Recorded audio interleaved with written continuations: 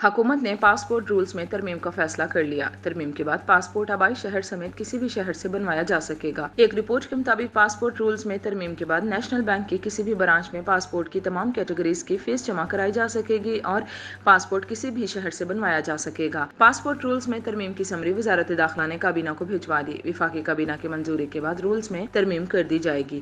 ترمیم کے بعد قومی شناختی کارڈ کے طرز پر پاسپورٹ بنایا جا سکے گا۔ واضح رہے کہ قومی اسمبلی کے اجلاس کے دوران پاسپورٹ کے اجرا میں تاخیر کے حوالے سے پیپلز پارٹی کے اراکین نے اسمبلی کی جانب سے توجہ دلاؤ نوٹس پیش کیا تھا، جس پر حکمران جماعت مسلم لیگ نون نے مرکزی رہنما اور وزیر قانون اعظم نذیر تارڑ نے جواب میں کہا کہ پاسپورٹ کی پرنٹنگ کا مسئلہ ستمبر تک حل ہو جائے گا۔